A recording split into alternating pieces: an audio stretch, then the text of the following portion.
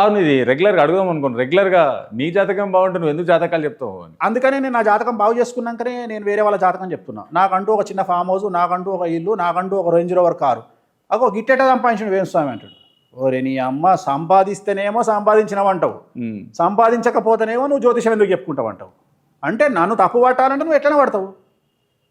నువ్వు తప్పు పట్టాలంటే ఎట్లా. ఇప్పుడు నేను సక్సెస్ అయ్యి దశమహావిద్యలు సక్సెస్ అయిందో నేను చూసుకొని, నేను సక్సెస్ అయ్యి నేను డబ్బు సంపాదించి, నా క్రేజ్ సంపాదించి, నేను ప్రూవ్ అయినాక సమాజానికి మాట్లాడుతున్నా. దశమహావిద్యలు ఏమిస్తాయి? పేరిస్తాయి. తెచ్చుకున్నా. జ్యోతిషం అంటేనే వేణుస్వామి అనే లెవెల్లో ఇండియాలో పేరు తెచ్చుకున్నా. ఇవాళ జ్యోతిషం పేరు చెప్పగానే ఎవరు గుర్తొస్తారు? వేణుస్వామి గుర్తొస్తాడు. అట్లనే డబ్బు సంపాదించాలి, సంపాదించిన. నా ఇష్టం వచ్చిన వ్యాపారాలు చేసిన, డబ్బు సంపాదించిన, నాకంటూ ఒక లగ్జరీ కారు కొనుక్కున్నా. ఇవాళ నేను మందితో అనిపించుకుంటలేను. వేణుస్వామి జాతకం బాగుంటేనే ఎందుకు చెప్తుండు? వేణుస్వామి జాతకం బాగుండి ఇంకొనికి చెప్తుండు. వేణుస్వామి ప్రతి విషయంలో ఎట్లా తప్పించుకోవాలో తెలుసు. ఒక కష్టం వస్తే, లీగల్ కష్టం వస్తే ఏం పూజ చేయాలో తెలుసు, ఆరోగ్య భంగం వస్తే ఏం పూజ చేయాలో తెలుసు, మానసిక భంగం వస్తే ఏం పూజ చేయాలో తెలుసు, డబ్బు సంపాదించాలంటే ఏం పూజ చేయాలో తెలుసు. అన్నీ తెలుసుకున్నాకనే రంగంలోకి దిగిన. అన్నిటి మీద రీసెర్చ్ చేసాకనే రంగంలోకి దిగిన. So I proved. నేను అన్ని ప్రూవ్ చేసుకున్నా కాబట్టి నాకు బ్రాండ్ ఉంది, మౌత్ పబ్లిసిటీ ఉంది. అందువల్ల నేను సమాజంలోకి నెట్టుకొస్తున్నాను. సరే, ఎందుకంటే నేను అడగాలనుకున్న దానికి ఇంకా చాలా వచ్చి మీనోడి ద్వారా కూడా. ఇక సినిమా ఇండస్ట్రీ అంటే ఇది కామన్, పొలిటికల్ ఇండస్ట్రీ అంటే ఇది కామన్ అనుకోండి. దాంట్లో పొలిటికల్లో 5 సంవత్సరాలు ఉంటాడు, మళ్ళీ దిగుతాడు, అయిపోయింది అనుకుంటావా? ఇప్పుడు 5 ఏళ్ళు పోగానే అయిపోయిందా లైఫ్ అయిపోదు. మళ్ళీ నెక్స్ట్ అయిందే కదా, నెక్స్ట్ అయిందే కదా. అంటే 5 ఉంటాడు, 10 ఉంటాడు, 15. అదే అంటున్నా. అంటే నేను అనేది ఓడలు బళ్ళు అవ్వడము అన్నిట్లలో సహజం.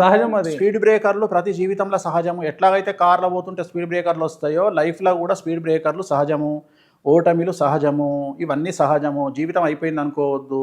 ఒకటే టార్గెట్. ఇవన్నీ భగవంతుడు కొట్టే దెబ్బలు. ఏవి? ఈ ఓటములు. ఇవన్నీ మనుషులు కొట్టే దెబ్బలు ఉంటాయి. వేణుస్వామిని మనం డ్యామేజ్ చేస్తే రోడ్డు మీదకి వస్తాడేమో, అల్లు అర్జున్ను డ్యామేజ్ చేస్తే రోడ్డు మీదకి వస్తాడేమో, లేకపోతే చంద్రబాబు నాయుడును డ్యామేజ్ చేస్తే రోడ్డు మీద. ఎవడు జాతకం బాగుంటే రోడ్డు మీదకి రాడు. జాతకం బాగుండి వెంకటేశ్వర స్వామి అనుగ్రహం ఉంటే ఎంతమంది ఏం చేసినా మన వెంట్రుక కూడా పీకలేరు. మనము అచీవర్స్గా ఉండిపోతాం. కలియుగంలో సెలబ్రిటీ స్టేటస్ కావాలన్నా, డబ్బు కావాలన్నా ఫస్ట్ దాడిని ఎదుర్కోవడానికి సిద్ధంగా ఉండాలి.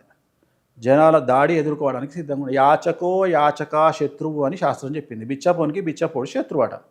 అట్లా ఇప్పుడు నేనున్న జ్యోతిష్యములో ఇప్పుడు ఈ ప్రతిసారి నన్ను టార్గెట్ చేయడానికి వెనకాల చివరిగా నేను తవ్వుకుంటూ పోతే చివరిగా దొరికేది ఒక నాస్తికుడు దొరుకుతాడు, దేవుని నమ్మనుడు దొరుకుతాడు, ఒక జ్యోతిష్కుడు దొరుకుతాడు. చివరికి వీళ్ళే ఉంటారు. శత్రువులు జ్యోతిష్కులేనా? నాకు తెలియదని వాళ్ళు అనుకుంటారు. కానీ నేను తవ్వుకుంటూ పోతే చివరికి వాళ్ళే దొరుకుతారు. ఎంతమంది ఉన్నారు అప్రాక్సిమేట్ మీకు శత్రువులు? 1-2 ఉంటారు అంతే. నా గురించి తెలియని వాళ్ళు. అది కూడా అంటే నా గురించి తెలియని ఒకరిద్దరితో పోయేదేముంది? మరి ఏముండదు. ఏముంటుంది? అయ్యేదేముంది? అసలు ఎంత పెద్ద శత్రువు అయినా అయ్యేదేముంది? మనము మర్డరు మానభంగం చేయనంత వరకు, మనం తప్పు చేయనంత వరకు, తప్పు అంటే నా దృష్టిలో ఒకటి మర్డరు, ఒకటి మానభంగము, మూడోది బ్లాక్మెయిల్. ఈ 3 చేయనంత వరకు మనకు ఏ తప్పు జరగదు. మనం ఎవ్వరికి ఆన్సర్ చెప్పాల్సిన పని లేదు. ఒకవేళ వీటి తర్వాత కూడా సమాజంలో చాలా ఉంటాయి. ఉదాహరణ, రోడ్డు మీద పోతున్నాం, యాక్సిడెంట్ అయింది, కేసు బుక్ అయింది, లోపల వేసారు. ఏం చేస్తావు? ఒక రోజు ఉంటావు, బెయిల్ తెచ్చుకుంటాం. సో రాజ్యాంగం మనకు కల్పించిన గౌరవ న్యాయస్థానాల వల్ల బెయిల్ తెచ్చుకుంటాం. అంతకంటే జరిగేది ఏముంటుంది? రెండోది, దానికి ప్రొఫెషన్కు సంబంధం లేదు. ఇప్పుడు ఒక గుళ్ళో పూజ చేసే పూజారి, ఒక పొలిటీషియన్, ఇద్దరు ఒకటే తప్పు చేస్తే పూజారికి ఎఫెక్ట్ అవుతుంది, కానీ పొలిటీషియన్కు తప్పు కాదు. సరే, నేను దీంట్లో ఇంకోటి అడుగుదాం ఉంటారు. సడన్గా మధ్యలో వచ్చింది నాకు థాట్, అందుకే మిమ్మల్ని బ్రేక్ చేశాను. మీరు ఆస్ట్రాలజర్, కంప్లీట్ ఆస్ట్రాలజర్ కదా మీరు. మీతో పాటు ఇప్పుడు కూడా చాలామంది ఆస్ట్రాలజర్స్ ఉన్నారు. మీరు ఈ స్టేజ్ నుంచి ఈ స్టేజ్ గ్రాఫ్ పెంచుకున్నారు, పెరిగింది.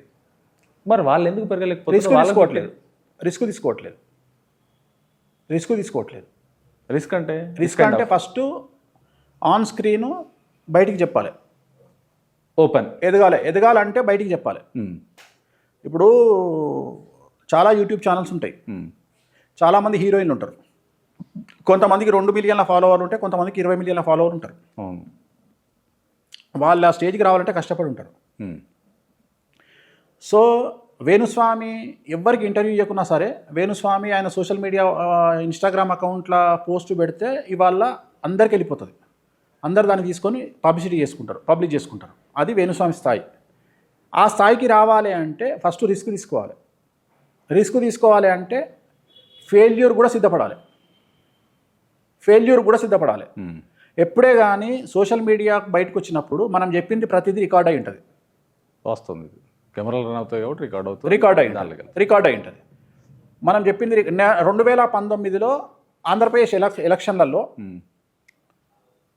ఒక టీవీ సపరేట్గా ఒక main stream media TV survey చేయించి కొంతమంది జ్యోతిష్యులను కూర్చోబెట్టి ఆ జ్యోతిష్యుల ద్వారా తెలుగుదేశం పార్టీ గెలుస్తుంది అని చెప్పి అదే ఛానల్ సర్వే చేసింది 118 సీట్లతో తెలుగుదేశం గెలుస్తుంది అని ఆ టీవీ ఛానల్ బయటికి చెప్పింది.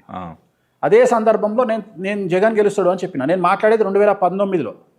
నేనేం చేసిన, అది టెలికాస్ట్ అయిన 10 నిమిషాలకు ఆ వీడియో డౌన్లోడ్ చేసి నాకు ఫోల్డర్ ఉంటుంది, ఆ ఫోల్డర్లో పెట్టుకున్నా. నాకు ఎక్స్ ఫోల్డర్ అని ఒక ఫోల్డర్ పెట్టుకున్నా, పెట్టేసిన. తెల్లారి పొద్దున 10 గంటలకు ఆ ఛానల్ టెలికాస్ట్ చేసిన ప్రోగ్రామ్ ఎక్కడ లేదు, డిలీట్ చేసేసారు. ఎందుకంటే జగన్ గెలిచిండు కాబట్టి. ఓకే, ఆ జ్యోతిష్యులు తొడగొట్టిరు, జగన్ ఓడిపోతాడు, టీడీపీ గెలుస్తుంది అని. ఆ ఛానల్ తొడగొట్టింది టీడీపీ గెలుస్తుంది అని. ఆ యాంకరు లేచి ఎగిరి దునికి చెప్పిండు టీడీపీ గెలుస్తుంది అని. కానీ టీడీపీ ఓడిపోయింది, జగన్ గెలిచిండు. నేను ఆ వీడియో నా దగ్గర పెట్టుకున్నా. ఇప్పుడు ఆ జ్యోతిషుడు ఏమనుకుంటుండు అంటే ఇది ఎవరి దగ్గర లేదనుకుంటుండు, నా దగ్గర ఉంది. ఎందుకు భయపడ్డాడు ఆయన? ఆ ఛానల్ ఎందుకు భయపడ్డది? వాళ్ళ రెప్యుటేషన్ పోతుందని భయపడ్డది. ఆ యాంకర్ ఎందుకు భయపడ్డాడు? ఇజ్జత్ పోతుందని భయపడ్డాడు. కానీ వేణుస్వామికి ఆ భయం లేదు. 100 చెప్పినప్పుడు 2 జరిగాయి, ఒప్పుకోవాలి అవి కూడా. అది నా ధైర్యం. ఆ ధైర్యం వేరే జ్యోతిష్కులకు లేదు. ప్రతిదీ సక్సెస్ ప్రూవ్ చేసుకోవాలనుకుంటే ఎట్లా? ఒరిజినల్గా పార్వతీదేవి ఇచ్చిన శాపము 8% మన ఫెయిల్యూర్ ఉంటుంది. పార్వతీదేవి శాపం ఇచ్చింది. గురువు శుక్రుడు 2 గ్రహాలు పార్వతీదేవి ఇంట్లోకి పోయి శివుణ్ణి కలవడానికి పోయినప్పుడు పార్వతీదేవి స్నానం చేస్తున్న సందర్భంలో వీళ్లకు ఆ టైంలో గ్రహ బలం బాగలేక వీళ్ళ మూర్ఖపు తెలివితోని పార్వతీదేవికి ఎన్ని మచ్చలు ఉన్నాయి అనేది అంచనా వేయడంలో పార్వతీదేవి దివ్యదృష్టితో చూసి బయటకు వచ్చి, నీ అమ్మ మీ తెలివిని నా మీదనే ప్రదర్శిస్తారా, మీకు ఇప్పటి నుండి జ్యోతిష్కులకు 8% మీకు సక్సెస్ రేటు ఉండదు అని చెప్పిస్తుంది. అంటే మనం చెప్పే 100 పాయింట్లలో 92 కరెక్ట్ అవుతాయి, 8 పాయింట్లు కరెక్ట్ కావు. అట్లనే మనం చేసే పూజలలో 92 సక్సెస్ అవుతాయి, 8 సక్సెస్ ఉండదు అని ఇట్లాంటి శాపం ఇచ్చింది. సో దాన్ని యాక్సెప్ట్ చేయాలి జ్యోతిష్కులుగా. తప్పు జరుగుతుంది. మనం చెప్పిన ఇప్పటి వరకు నేను చెప్పిన నా హిస్టరీ, నేను పుట్టినప్పటి నుండి ఇప్పటి వరకు నేను చెప్పిన జ్యోతిష్యంలో నాకు తెలిసి జగన్మోహన్ రెడ్డిది ఒకటి ఫెయిల్యూర్ అయింది. అది కాకుండా మహా ఉండి ఇంకొకటి అయి ఉంటుంది. అది కూడా నాకు తెలియదు ఏదైందో, అయి ఉంటుంది మేబీ. అంతే, దానికి భయపడేది ఏముంది? సక్సెస్ రేట్ లేదా? ఒక శవం హాస్పిటల్లో ఒకటి చచ్చిపోయి బయటికి డెడ్ బాడీ తీసుకుపోగానే దుకాణం మూసేస్తుంది హాస్పిటల్. ఒక సీఎం ఓడిపోగానే ఆ సీఎం ఇంటికి వెళ్ళిపోతుండా, మళ్ళీ నెక్స్ట్ 5 ఏళ్ళకి ఫైట్ చేస్తుండా. అట్లనే ఒక హీరో సినిమా తీసి డిజాస్టర్ అయితే నెక్స్ట్ సినిమా చేస్తుండు కదా. అంతే, జ్యోతిష్కు కూడా అంతే. ఆయన చెప్పిన సక్సెస్ రేట్ చూస్తాం తప్ప, సైన్స్ 50% సక్సెస్ అన్నారు, కానీ వేణుస్వామి 90% సక్సెస్ ఉన్నాడు కదా. సరే, ఇది ఇలాగుంటే ఇద్దరు కొత్త జంటలు కలపడానికి జాతకాలు చూసినప్పుడు ఎన్ని సంఖ్యలు కలవాలి, అసలు పాయింట్లు అనేది బక్వాస్. మరి ఎలా చూస్తారు దాన్ని? ఎలా కలపాలి? అష్టవర్గ కూటమి అని 8 ఈక్వేషన్స్ ఉంటాయి. 8 ఈక్వేషన్స్. దాంట్లో ఏకనాడి, వర్ణదోషము, షష్టాష్టకాలు, గణాలు, ఇట్లా 8 ఉంటాయి. 8లో 6 కలిస్తే పెళ్లి చేసుకోవచ్చు. 8లో 6 కలవాలి. ఓకే. ఎవరి కోసం గణాలు పెట్టిర్రు? ఎవరికైతే జాతకాలలో నక్షత్రాలు తెలియవో వాళ్లను నామ నక్షత్రాల మీద చూడమని చెప్పారు. అంటే నిజంగానే వాళ్లకు పుట్టిన సమయం తెలియదు, జన్మనామం తెలియదు అనుకున్న వాళ్ళకి మాత్రమే నామ నక్షత్రాలతోని చూసి వాళ్ళ నామ నక్షత్రాల్లో వాళ్లకు ఎన్ని పాయింట్లు వచ్చినాయి అంటే 38కి 18 వచ్చినా పెళ్లి చేసుకోమని చెప్పారు. 38కి 18 వచ్చినా చేసుకోవచ్చు అని చెప్పారు. ఓకే. 18 వస్తే పెళ్లి చేసుకోవచ్చు, 18 లోపల ఉంటే పనికిరాదు. సరే, 18 వచ్చినా పెళ్లి చేసుకున్నా సరే ఎందుకు విడిపోతున్నారు? అంటే జాతకాలు బాగలేవని అర్థం కదా. ఎప్పుడైతే మీరు నామనక్షత్రాలకు పోతారో కరెక్ట్ కాదని కదా. లాజిక్ అర్థమైందా మీకు? అంటే చూసే జ్యోతిష్కులు తప్ప లేకుంటే కాదు. నేను అనే పాయింట్ ఏంటంటే మీరు కరెక్ట్గా అర్థం చేసుకోండి. నేను ఏమంటున్నా, ఇక్కడ 2 ఈక్వేషన్స్ ఉన్నాయి. జాతకాలు తెలిసి కూడా మేము గణాలు చూస్తాము అంటే తప్పు. ఓకే. అంటే జాతకాలు తెలిసి అంటే ఇప్పుడు ఎగ్జాంపుల్ మీరు నాకు ఫోన్ చేశారు, ఫోన్ చేసి వేణుస్వామి గారు మా చెల్లెలు పెళ్లి చేస్తున్నాము అనగానే నేను ఏమి అడుగుతా, డేట్ ఆఫ్ బర్త్ చెప్పండి అని అడుగుతా. అవును. అన్నాక డేట్ ఆఫ్ బర్త్ చూసి ఏం చేస్తా, జాతకాలు అబ్బాయి అమ్మాయి డేట్ ఆఫ్ బర్త్ రెండు విశ్లేషిస్తా.